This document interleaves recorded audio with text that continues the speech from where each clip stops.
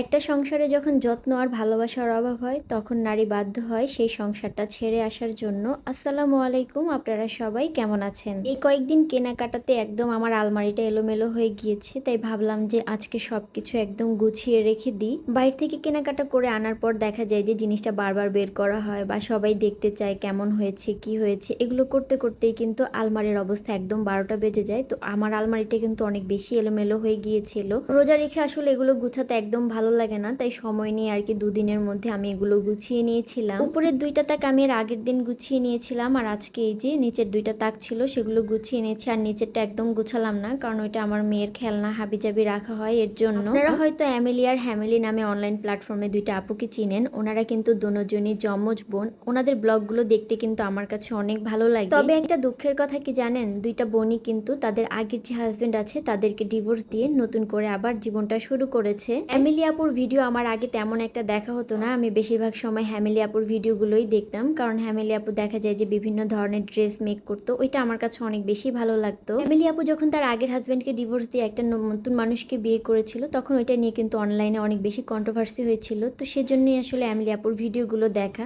তো তা থেকে জেনেছিলাম যে ওই ভাইয়াটা নাকি একদমই ভালো ছিল না বা ওনার পরিবার ভালো ছিল না, সেজন্য উনি ডিভোর্স দিয়ে নতুন করে আবার জীবন শুরু করেছে। আর এই যে বেশ কিছুদিন ধরে আরো একটা বিষয় শুনছি, সেটা হচ্ছে হ্যামেলি আপুকে নিয়ে, তিনিও নাকি তার হাজবেন্ডকে ডিভোর্স দিয়ে দিয়েছে। উনি বিয়ে করেছেন কিনা আমি জানি না, তবে উনি নতুন করে ওনার মেয়েকে নিয়ে মানে আবার আলাদা থাকা শুরু করে দিয়েছেন। হ্যামেলি আপুর 7 বছরের সংসার জীবন ছিল, এত সুন্দর একটা মানে ফুটফুটে মেয়ে আছে তার। আসলে ওনার ভিডিওগুলো দেখলে আপনারা বুঝতে পারবেন যে উনি কিভাবে একটু একটু করে ওনার সংসারটাকে গুছিয়ে তুলেছে। ওনার সেই ছোট্ট বাসাতে কিন্তু উনি রং করেছিলেন, সেই রং করার ভিডিও দেখেই কিন্তু আমি ইন্সপায়ার হয়ে আমার নিজের একটা রুমে রং করেছিলাম। আসলে ওনার ওই রং করার ভিডিও দেখে আমার কাছে এত ভালো লেগেছিল, সেজন্য আমি নিজেও রং করেছিলাম। ওই ব্লগটাও কিন্তু আমি এখানে শেয়ার করেছি। আসলে একটা মানুষকে দেখেই কিন্তু আমরা এভাবে ইন্সপায়ার হয়ে সেই জিনিসটা করি। বেশ কয়েকটা ব্লগে দেখলাম যে আপু দেখাচ্ছে যে ওনার যে বাসাটা ছিল সেই বাসার আয়নার গ্লাসগুলো ভাঙা, তো আসলে মোটামুটি ওইভাবে বুঝতে পারেনি। পরে দেখলাম যে কয়েকটা ভিডিওতে উনি আসলে ভাইয়াকে ডিভোর্স দিয়ে দিয়েছে। ওনার যিনি হাজবেন্ড ছিল তার অবস্থাটা নাকি এমন ছিল যে সে অনেক নেশা করতো, তারপর অনেকগুলো সিগারেট খেত, আর ওনার যে একটা মেয়ে আছে এটা নাকি উনি মনেই রাখতো না। মানে কি যে একটা মানুষ ছিল। ফ্যামিলি আপুর সাথে নাকি নানান ধরনের ঝামেলা হতো, তো আর কত একটা মানুষ সহ্য করবে। শেষমেশ এই তো শুনলাম 1.5 মাস আগে নাকি তিনি তাকে ডিভোর্স দিয়ে দিয়েছেন। গতকাল একটা ভিডিওতে দেখেছিলাম যে হ্যামিলি আপু বলছে আমার 7 বছরের সংসার, কিন্তু ওর জন্য আমি সেখানে থাকতে পারিনি, আমি আমার মেয়েকে নিয়ে আলাদা হয়ে গিয়েছি। আমার কাছে আসলে বিষয়টা ভাবতে এরকম অবাক লাগে যে দুইটা বোনেরই কি একটা কপাল, দুইটা মানুষই তাদের আগের হাজবেন্ডের সাথে ভালোভাবে সুখী সংসার করতে পারলো না।